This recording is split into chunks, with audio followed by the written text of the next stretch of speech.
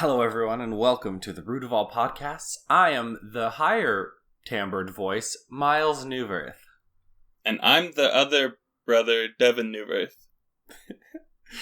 The other brother. Yeah. Welcome to everyone calls us the Root Brothers. We already did that joke, brother. Oh shoot. We already tried that one. Everyone calls us the Podcast Brothers. We're the best brothers in all of podcasting, hands down. It's easy because not many brothers podcast, you know? Definitely not a market that's been hit by several different brother groups. Sure, brother. Sure. Sometimes I seem to get the idea of a joke confused with the idea of just a lie I am saying. I mean, that's kind of what a joke is a lie, but it has to be not that. Yeah.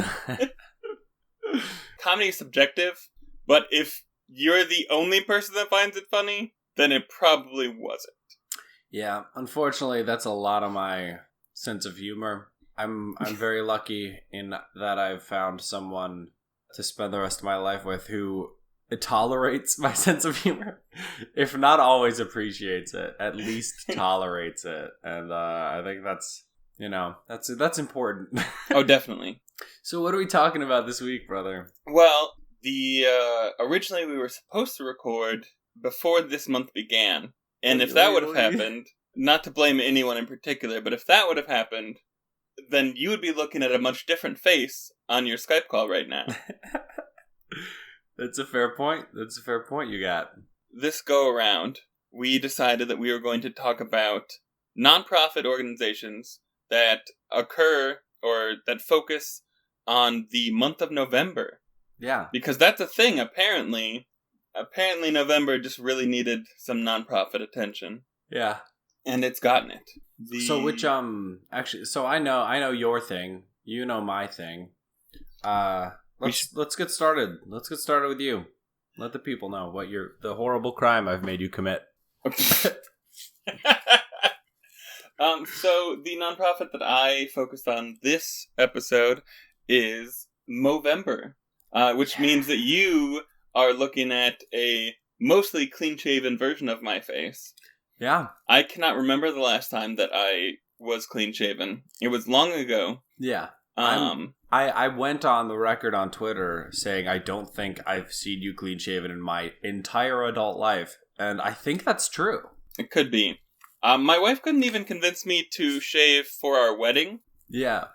So, but I did for this. Excellent. So, the link to my Movember page will be in the information here. So far, I'm not doing a great job raising money. I have raised no money. But Okay. anyone that wants to help with that would be greatly appreciated by me and my wife, because otherwise it will be very difficult for her to convince me to do this in future years. Right. If I don't raise any money doing it. So, Right. So for my wife's sake, please help me out to help with the discussion that we are about to have.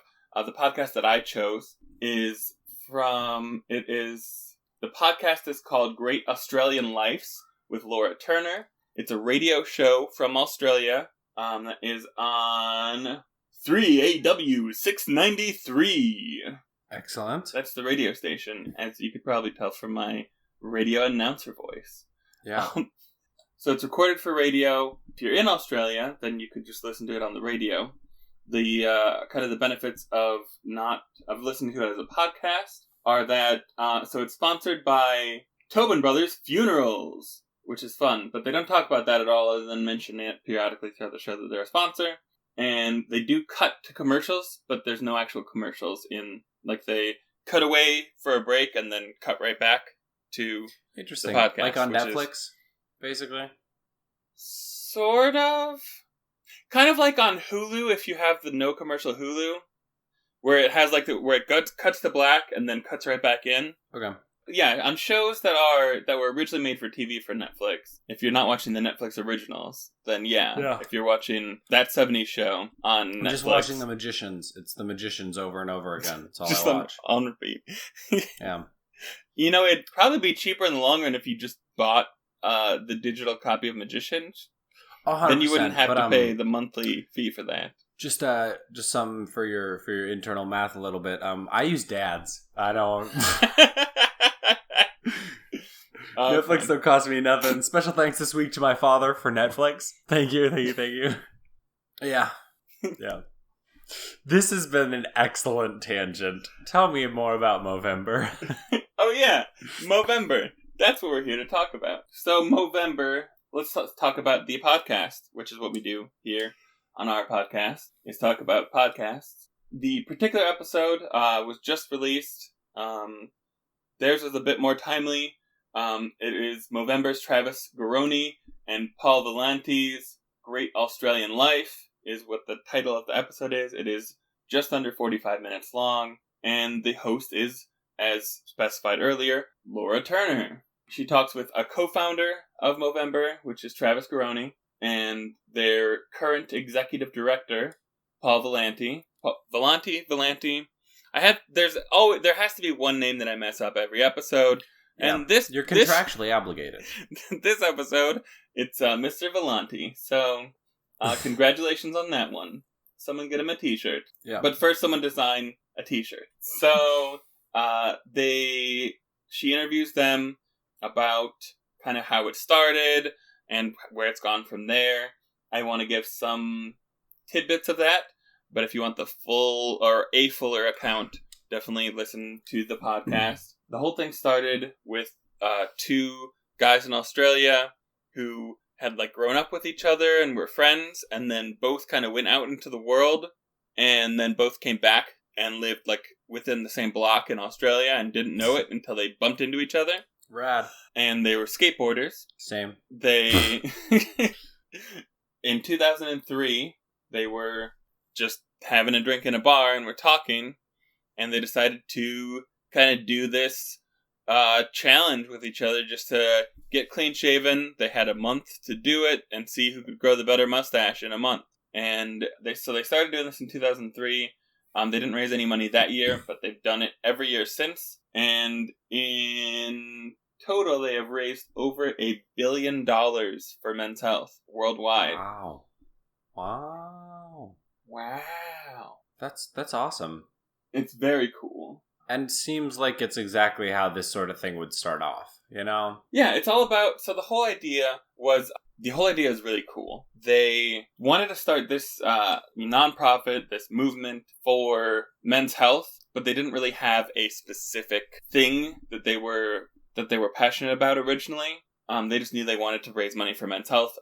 And then Travis was watching TV and saw something about prostate cancer come up and had never heard of it before, saw some of the numbers of how many people are affected by it are really close to breast cancer for women, and thought it was just insane that it was something he had never heard of before. And so that's what they kind of latched onto. It's very strange the way that it started, in that they started this nonprofit to raise money for prostate cancer, but no one involved at that stage had any connection to prostate cancer. Yeah. Which is kind of unique. A lot of times these charities start in, as, someone trying to raise money for a personal reason versus for, they're raising money for research or awareness because someone they know has a disease that no one had ever heard of. But in this instance, they didn't have no one involved had anyone that had prostate cancer, which is an interesting conversation for them to have as they were trying to raise money about it, or for it. Yeah. So a little bit of a timeline here, just a really brief one. Like I said, just kind of started in 2003. A few friends growing mustaches, or mows, as they call them in Australia. That's where Movember comes from. In 2004, they decided they were going to try to raise money for prostate cancer specifically. And at that point, they did not have a website. The people that started it basically just pulled up their entire email list and wrote up an email and sent an email to everyone in their contact list asking to help out with this. All right. So it was very just it was like they'd made a a nonprofit out of like string and duct tape and tied it together and made it work at that stage. Yeah. They kept going like that. In 2006, they expanded to New Zealand. And in 2007 is when it expanded a lot further. Cool. That's where it hit the US, Canada, a bunch of it. That's where it kind of went worldwide, and it's gone to even more countries now. They're all over the place. They have pretty good numbers as far as what gets donated. So Paul, the executive director, came in, and he didn't start there until 2007. In like September of 2007, and that was the year they wanted to expand into all these different countries. Mm-hmm. And in the way that nonprofits work, you may or may not know, I sure didn't, is that when you're raising money and trying to make, you end up making all these commitments for, like, in order to do these projects, you make the commitments so that you have it. You're not just being like, so we're going to try to give you some money. Hopefully we raise it. Like, you're committing, we're going to give you this much money. So if you make that agreement and you don't do it, then you can go bankrupt, which is really stressful. And so to make things worse, I think it's really touching. In 2007, Paul comes on board. And he's looking at what they're trying to do. He's like, okay, you guys have like $1 million worth of commitments. That's the word. $1 million worth of commitments. And so what do you guys have like available right now? So that way we can make sure you're fine, because you don't have any money coming in for a couple months. And they're like, we gave it all to charity. We raised it for charity, so we gave it to charity. We gave all the money. People gave it to us to give, so we gave it. And so just like that is the mindset that they had, even after having done it for a few years, is just fantastic. We didn't keep any of it. It's for charity. Oh yeah, I loved it. That's another thing. So because it's an Australian-based nonprofit, obviously the founder's Australian, the executive producer, executive director, those are words. Executive director and the interviewer are all Australian, so lots of fantastic accents again. Definitely a reason to give it a listen, seems like to me. So that's just super fun. But they give to their projects, which is some awareness and some research stuff. It's a mix of both. They end up using on projects a little over 75% of the money that comes in every year. They only basically keep enough in their account to make it most of a year, basically. I mean, so they're definitely donating and using as much as they can for the projects that they're trying to fund. The CEO, from what I could find online, the CEO does not take a salary, which is a really good sign when you're looking at a nonprofit. It's just really cool. They've also expanded what they're reaching for as far as what they're raising money for, because prostate cancer is something that a lot more people are aware of now. And so, you can't really go for awareness on that anymore, and they're aware of that. And so they are, rather than just raising money for awareness that people already have over and over again, looking at other nonprofit organizations, they kind of expand their scope as to what they're looking at. So they're now raising money for prostate cancer, for testicular cancer, and then the first thing that they added that actually had a personal thing for the founders of the nonprofit is men's mental health. A lot of the original group of people that were involved all of a sudden went through a time period where they were going to funerals of a lot of their friends who had died young from suicide, which is really not when something like that happens, it really makes you think. And it's but they have this platform, and it's something that's really personal to them, and it kind of goes in with their whole idea is that a lot of times men don't like talking about their health, whether it's physical health or mental health. It's something that's kind of stigmatized. Toughen up, be a man. Toxic masculinity. Yeah, and so just getting men to even acknowledge that these issues do exist is kind of their whole deal. And so they expanded to men's mental health, and kind of just men's health in general. So it's very, it's gotten a lot bigger. You know, they're one of the few nonprofits that raise money in as many countries as they do. And they were one of the first nonprofits to raise money the way that they do, in kind of a peer-to-peer fashion that they're doing it now, or that they started in 2004. Cool. I have some. That sounds. Oh, rad. Go ahead. Sorry. Yeah, no. It's very serious issues to talk about. You know, cancers and mental health and men's health, and it's very serious. But the whole idea is to spark the conversation and more to like celebrate men's health than to and to destigmatize talking about health versus focusing on negative things. And in that note, I have some statistics that I've grabbed, a lot of them from their website. Some of the statistics are great. Some of them are kind of depressing. And so for the depressing ones, what I did was I went online searching for other statistics that were, so like if I have a percentage, I went online and looked for something else that happens that same percentage of the time that was not depressing. It's a fun little game I did.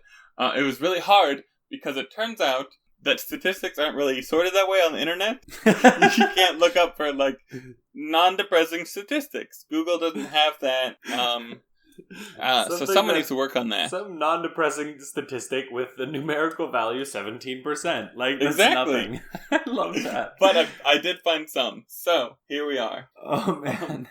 So, with prostate cancer, the good thing is that if it's caught early, 98% of people diagnosed with prostate cancer survive past 5 years, which is kind of the mark for cancer survival. If it's caught late, that number drops to 26%, which is not as great. But it's a lot easier to catch early now. They can do a blood test for it, so that's really nifty. The not happy statistic is that in America, in the U.S., 75% of suicides are men, which is just an intense number to kind of drop. Other things that happen 75% of the time, something a little brighter, is that according to a 2018 Gallup poll, 75% of Americans believe that immigration is good for the country. Good. Okay. So that not that it balances out the other or anything, but to steal from the 11th Doctor, it adds to the good pile. The some other 75% statistic is this one's kind of more weird than positive, but by 2025.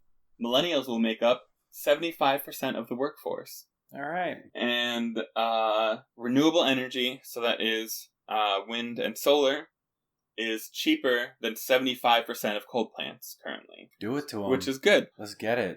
So those are good things. Another a couple of my negative things here are they're worldwide, one man commits suicide every minute.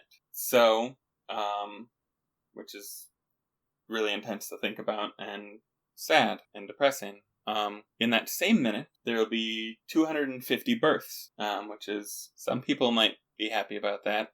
That's a lot of births every minute. It's terrifying. I mean, I like babies, but man. That's a lot of babies to think of. It's a lot of people. It's like, you need to realize that's on Earth, though. That's not, it's like, when you say 250 births, like, I picture, like, 250 babies, like, laying next to each other, and that's a lot of babies. Yeah. But it's spread out over the whole planet. Yeah. Except, probably not a lot of babies born in, like, Antarctica. So, and in the ocean, probably not as many. But, it's still a pretty good amount of landmass where those 250 are spread out. Yeah. UPS, every minute, on average, delivers 11,319 packages. And twice that number, little slips on doors that they didn't actually ring the doorbell on, saying that they tried to deliver the package to you when you were definitely home. Sorry, shade? No? All right, cool. I would say probably 10,000 of those packages are from Jeff Bezos. Yeah. I think we should hop onto mine just for time reasons. Oh, yeah. I just want to make sure I don't have anything else really quickly. That's most of it. Just to summarize here. Not to summarize. just to give the contact information from our podcast. The Twitter for Great Australian Life does not have its own Twitter, but the radio station does. It's at 3AW693. And the website is www.3aw.com.au. Right. Also, as far as the donations to Movember, like I said, my link will be in the description. Or you can go to Movember.com. They do move events. They do events. You can donate to people. You're a little late to start growing your mustache, but there's still plenty of things that you can do. Now back to Miles. All right, so as is usually the case, my segment will not be nearly that well researched. The podcast that I was listening to didn't have pretty much any of that information. It didn't really talk about this as like a non-profit. It just talks about it as like an event. But I'm doing NaNoWriMo or NaNoWriMo, depending on I've who you are. never once heard it pronounced NaNoWriMo. That's the first time I've ever heard it pronounced that way. I mean, that's how it's spelled. It's spelled NaNoWriMo, but it's because it stands right. for National Novel Writing Month. It's right. It's definitely yes, but right. But if you cut the T and E off of right as a single word, it isn't rye. That's WRY. Now, WRI is re. No, I want to be very clear that you're wrong because it comes from right. I understand. Also, no. There's no argument. Also, I do want to say that. Wait, that's so the same reason. In Movember, it comes from mustache, so it should be Movember. It comes from Mo, because they're in Australia. Well, maybe NaNoWriMo was started in a country where they pronounce it reet. Lots of National Novel Reading Month. If you want to call it that, go for it. I do what I want. So NaNoWriMo or NaNoWriMo, depending on how you pronounce it, is National Novel Writing Month. I'm a big fan of it personally. You mean National Novel Reading Month? Reading? Yeah. Okay, just making sure. I've tried to compete multiple times. I've only succeeded once, and but it's a lot of fun, especially if you're in somewhere like New York City. I think you meant to say participate, not compete. I don't think it's like a race to 50,000 words. You do win, though. No, you don't. If you're on the sites, very specific, like when people refer to like completing NaNoWriMo, they refer to it as winning. And that's how it is on the site. Like, you won NaNoWriMo. You got to the word count. So you are competing, but what you're competing against is yourself. You're competing against the clock. It's you. It was you all along. You were the monster you met along the way. Those of you at home who are not on this Skype call may note that he just pointed at me in the Skype. Because our listeners can't actually see when you point at your camera. Which is good, because this recording setup was so haphazard this morning. Oh, it's a great angle. It's fantastic, brother. Yeah, just showed off my chin. So, for those of you who are unaware of NaNoWriMo, basically, you can sign up through their site. Wow, it's been a while since I did this. But you can sign up through their site. You'll make an account, and it has a few resources that'll help you to try and write a novel within a month. A lot of it's just stuff to like keep track. What I found particularly cool, and I don't know what this interface looks like now because I have not competed in several years, but you could throw in what you had written. It would give you a word count, and it would log how many words you have. And it would also do the math and tell you how many words you need to write per day to reach the goal, which I believe is 50,000 words in a month. It is 50,000 words. Okay. Which is really fun. As you don't make those goals, those numbers will start to go up of how many words you need to write a day. Yes. But then also, like, if you have a good day, pound out 3,000 words in a day, that number will go down slightly. Because that's like not 3,000 words isn't even quite 2 days worth of writing from the start. Because it's like 1,600 something is your everyday goal. Okay. From the get-go. So like you got to be writing nearly 2,000 words every day. It was tough. I've completed it once, and I'll talk a little bit more about that after I talk about my podcast. My podcast is called How to Win NaNoWriMo. So I picked an episode of this podcast that seemed like it would be still sort of relevant to people who have started NaNoWriMo already, because a lot of it is like getting prepared and that sort of thing. Yeah, because this episode should be coming out on the 6th, and so people should have already started by now, hopefully. Otherwise, you will have a few extra words to write. But, we believe in you anyway. So Liz and Christina are the hosts of this podcast, and the episode I listened to is Why Does NaNoWriMo Work? Which I thought was good, because I remember when I was doing it, there are times I'm like, why am I doing this? Like, does this even make sense? So, like, having this episode, which was probably meant to be listened to before the month, like, can work as a sort of pep talk as to why you should continue to do this. 1 second, brother. Okay, go ahead. I just needed some silence because I have lawn craziness happening outside, and I needed to be able to get that out of the podcast later. Cool. So, yeah, someone's attacking our neighbor's yard with, like, a aerator and a wood chipper, some crazy nonsense over there. Yeah. All right, sorry. Didn't mean to interrupt you. Go ahead. No worries. So, they talk in this episode a little bit about why NaNoWriMo, air quotes, works, because for some people, it doesn't. But they talk about, like, why it works for them.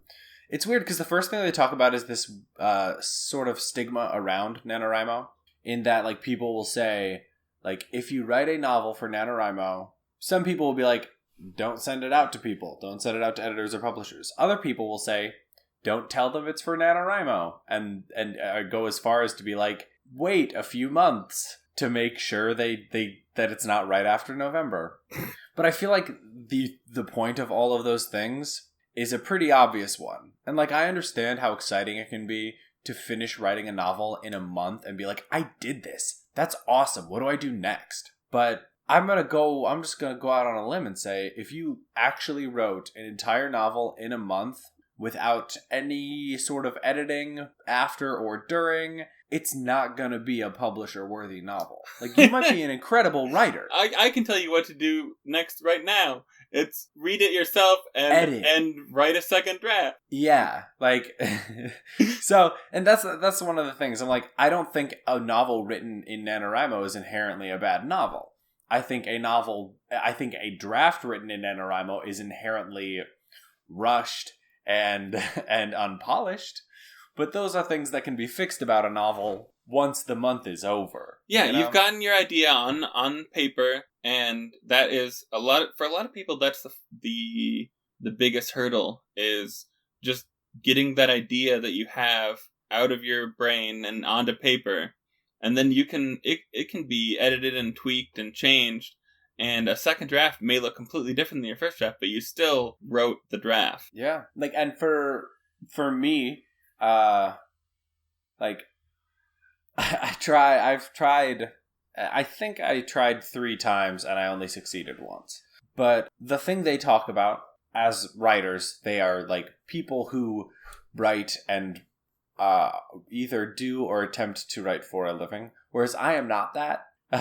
The thing they say about NaNoWriMo is the reason it works is because it can help you build the habit of writing. Because the best way to get good at writing isn't to sit around all year and think of the perfect novel idea.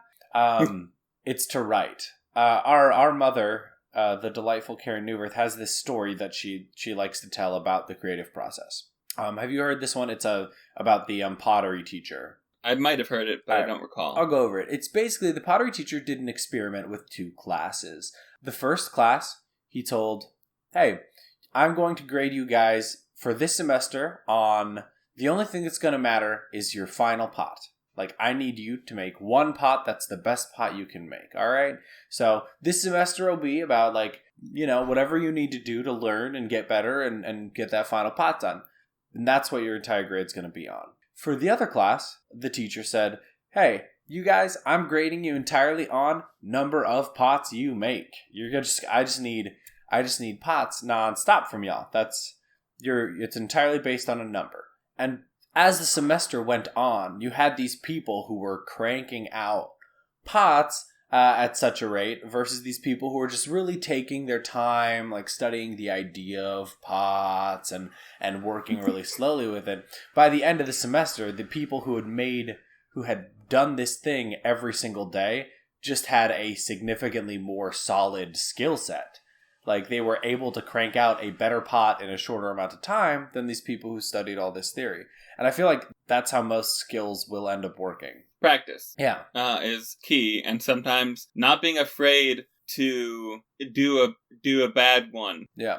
Like, I feel like that's the hardest with writing, because there's this idea that once you've written it down, like, you've used up that idea. Yeah. And you can't come back to that idea. Wow. And that's definitely not true at all. It just like anything else, you can, if you write down the idea, and even if you get through 50,000 words of this idea and you wrote it down, and then later you look at it and you're like, oh man, I wish I would have done this differently. You can't, like, it's your idea. You can change it however you want. Just like anything else. One of the most successful creative franchises on the planet today, like, literally does this and publishes the new version every single time. Legend of Zelda. Legend of Zelda took an idea, and it just does, like, tweaks and modifications and changes to the same basic outline, with slight variations to the story and to the gameplay, just to, like, polish. Like, every Legend of Zelda is the same basic idea. It's not a continuing story. It's not any of that. They're like, what if we did the Zelda but this way now? And they do, and everyone loves it because it's awesome. So, when you started that story, which, first of all, I think I have heard Mom talk about the pots before, but I think I only caught it, like, as she was saying to someone else. But when you started saying that thing, I did not know that you were going to be talking about Zelda. I thought you were going to be talking about some changes that, speaking of changes getting published, that are not necessarily liked every time. The wars? Mr. George Lucas the wars. Really is not afraid to just go back and take another look at, any of his movies and just take another pass at them. And just be like, no, this is the new version now. This is what you get now. Even though I know that you liked what you had 30, 40 years ago, and everyone liked that, but no, that was garbage. This is the new stuff. Yeah. So I'm gonna shove on ahead just because. So my podcast, Why Does NaNoWriMo Work? 17 minutes. I don't want to give away everything they say, and it's a pretty short podcast. So suffice to say, if you're doing NaNoWriMo, I would give it a listen. I'll talk super briefly about, like, my experience doing NaNoWriMo in the past, especially the one time I succeeded. But, like, one thing I've always loved about it, especially if y'all are located in a large city like New York, is that there are just so many, like, meetups and write-ins and stuff like that. Like, this is one of the few years I've been out to New York where I didn't go to the NaNoWriMo launch party just because. Like, even if I wasn't planning on doing it, I would go to the party just because you can go walk around, meet people, and listen to what they're going to write about, and it's really interesting. And so it is this, like, really cool, like, social thing that it takes this thing that feels inherently antisocial, which is writing 2,000 words a day, probably alone, and it turns it into this social thing. Like, hey, we're all doing this together right now. Let's sit in a room and quietly write alone. Yeah, it's kind of a bunch of people all saying, like, I have an idea that I really want to write down. Let's all hold each other accountable a little bit. And I cheated the year that I succeeded.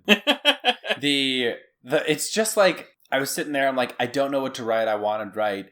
And I thought back, like, oh, I wrote the, like, first 2 pages of an idea, like 3 years ago, 4 years ago. I wrote the first 2 pages of an idea, and I loved that world. I'm going to write that. Should I have just written the novel and then had the extra words equivalent to what those first 2 pages were? Yes, but I got to the end of the novel, and it was 50,000 words, like 50,076 words, and I'm like, I'm at the end. I'm not going to write 2 pages of words that don't belong in my novel. So yeah, I did include those 2 pages of words in my final word count. So I cheated. But, like, but at the same time, like, no one cares. Like, it doesn't matter. Like, no one. Yeah, well, that doesn't count. You only actually wrote 49,000 words in a month then. Yeah. That's the thing, and, like, to write it, like, when I basically just looked for something I really wanted to exist that didn't yet. And that's, I mean, if any of you guys want to just hear me ramble about the world I built for my novel, just, at me on Twitter, and, and we can set that up. But I'm not going to do that on the podcast right now because we're running low on time. We are. That's true. So let's throw this over to the algorithm. Yeah, let's do that thing. Cool. Type.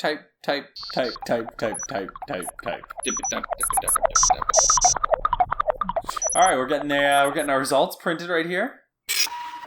Cool. It says how to win at NaNoWriMo. This is pretty straightforward algorithm, so I appreciate that. People who are doing NaNoWriMo. It's also really interesting to people who like hearing about the creative process. So even if you're not doing NaNoWriMo, or even if it's nowhere near November, you can check this out just to like get a little...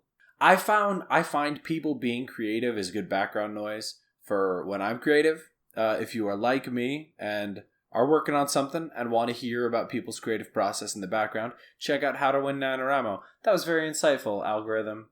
Thank you very much.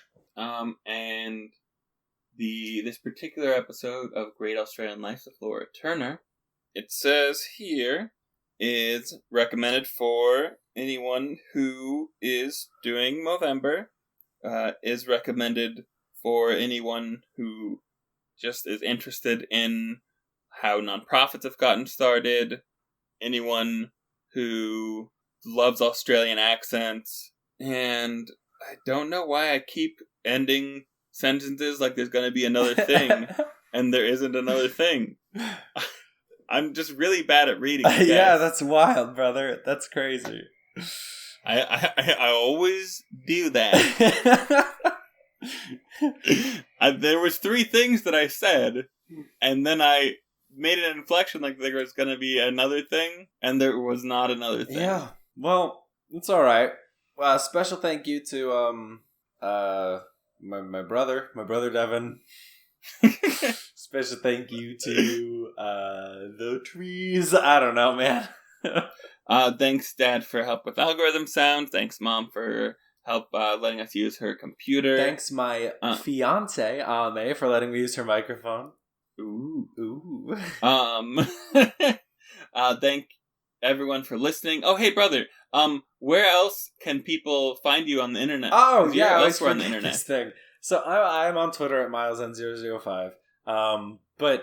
So every Wednesday I stream from the VR place that I work at. I do live VR streams, usually from 5 to 6, playing on the omnidirectional treadmill. Come check it out if you have any interest in gaming or VR. Also on Wednesdays, from 8 to 12, 11 or 12, depending on how long our session was, my D&D group streams. And it's rad. We're called The Natural Ones. It's a really like story and roleplay heavy D&D campaign. We use a lot of like fun homebrew rules for how things work. It's just been really great. A lot of us are actors, so I personally enjoy our like role playing stuff a lot more than the combat stuff. So if you like that kind of thing, please check us out. Fantastic. And you can find brother at his Movember link. So yeah, I have a Movember link, and I do all of our tweeting. Yeah. So thanks so much, everybody. Make sure you share this and all of our episodes with everyone you know. Rate and review. Yes. I've been sharing Podchaser link lately because it works for Apple and the Google phones. Cool. What you want to hit though is instead of play on Podchaser, you want to hit the app button, which then it will let you open it on whatever app you choose. Oh, cool. But if you're already listening to this episode, then you might know that already. Yeah. Because this is probably not the best way to tell you how to listen to that episode, but I did it anyways. You're right. All right. So yeah, check out all the things we talked about today. Thanks so much. Yeah, all right. Love you, brother.